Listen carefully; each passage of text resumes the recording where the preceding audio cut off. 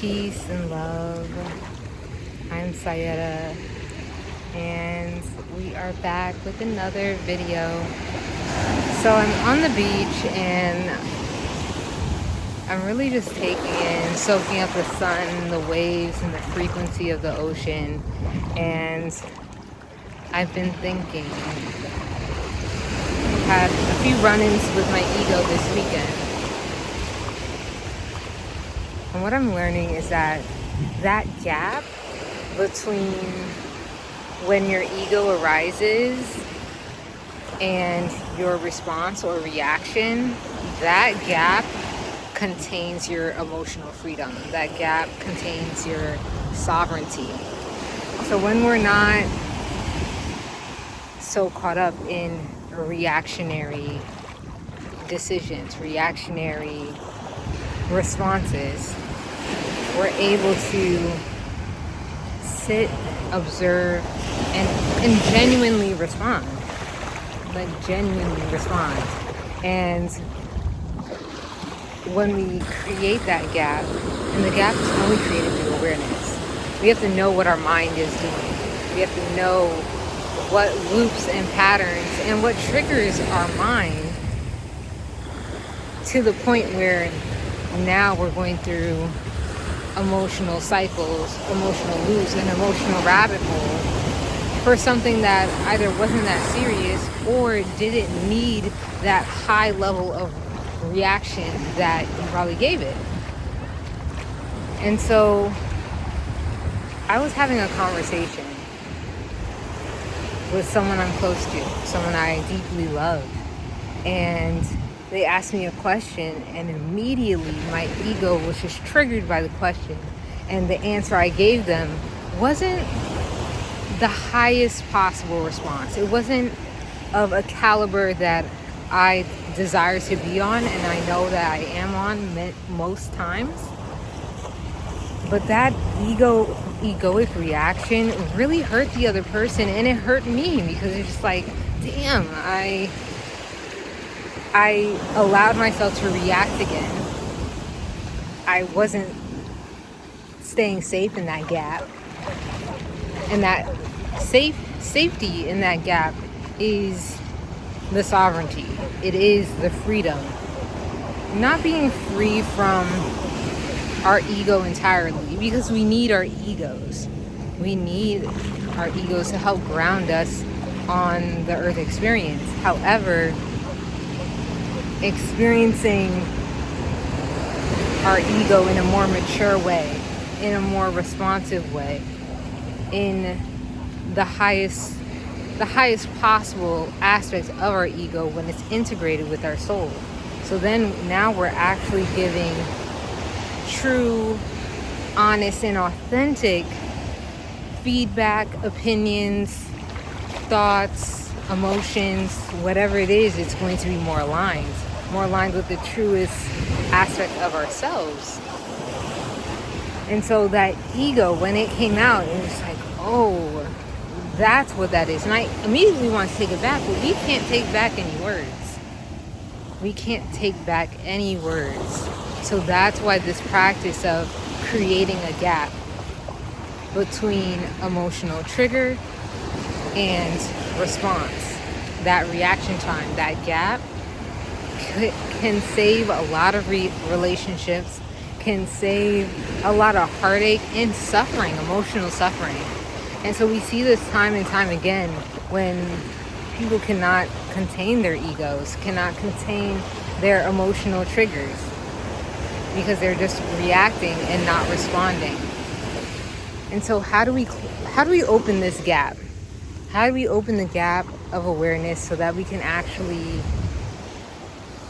understand and know when this egoic mind pops up, and when it's not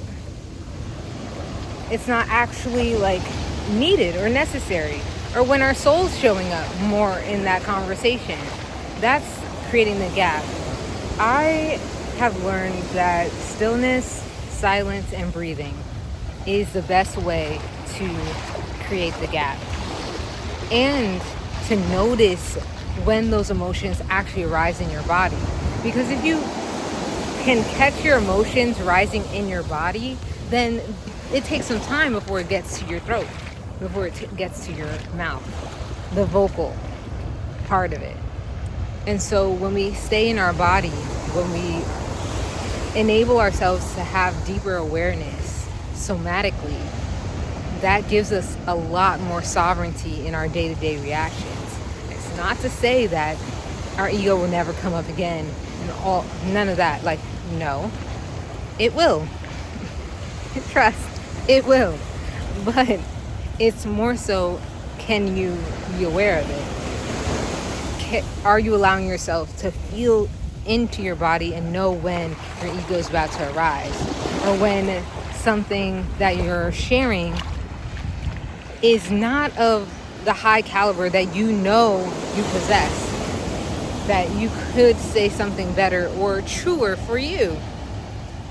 And so that's where boundaries with ourselves come into play. Of course, we need boundaries with others, but boundaries with ourselves looks like taking that silent time.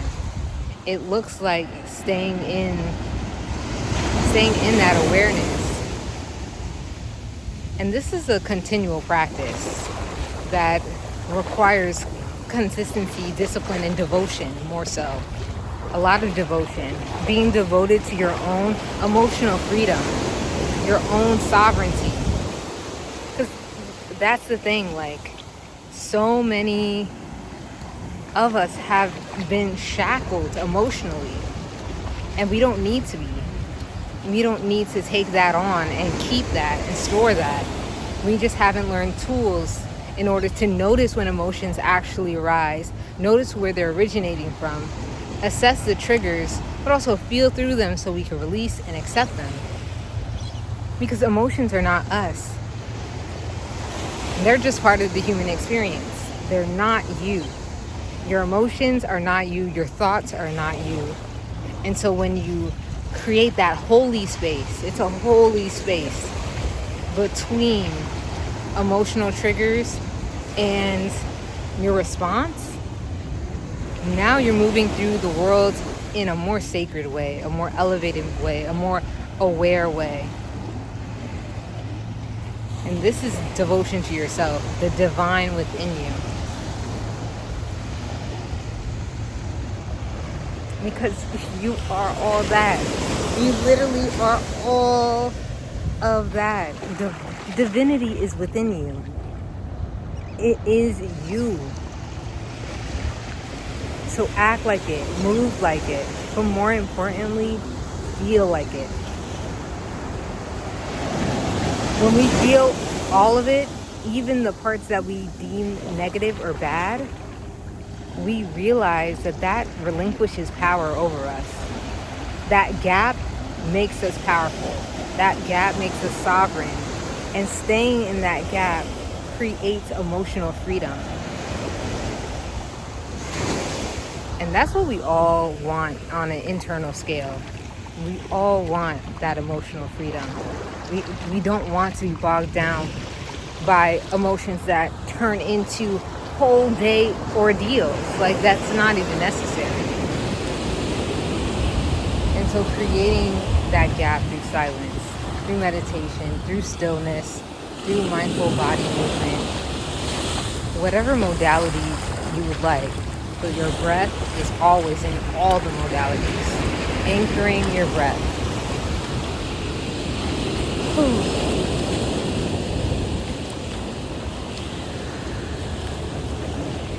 So just like the tide rolls in and rolls out, every inhale, the tide's coming in, right here, inhaling. And exhale, rolling back out. This is a continuous cycle and frequency that is always happening within us. But when we connect to it, when we connect to the waves of our breath,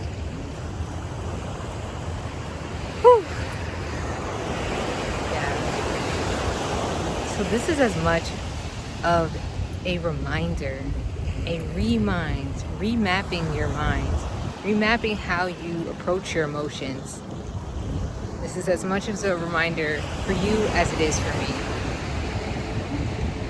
I love you all so much, and I'm so grateful for every single one of you all that are here. I love reading your comments and your input and how Reiki healings have been feeling for you, and how you've been using any of the tools that I've been sharing, and also what you see on the blog. So I love to hear about it.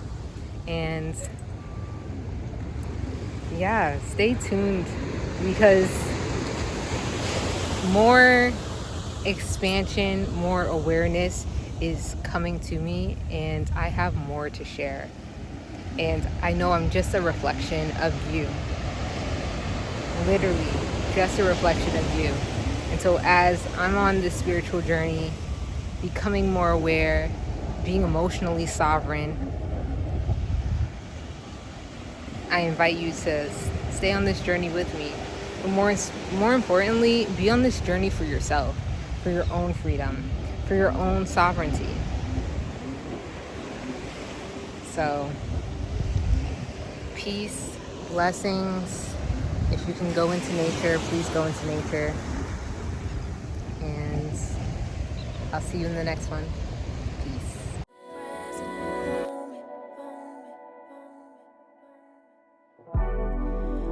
I honor God when I honor me. I honor God when I honor you.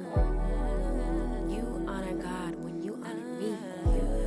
If you don't honor God, how could you honor me?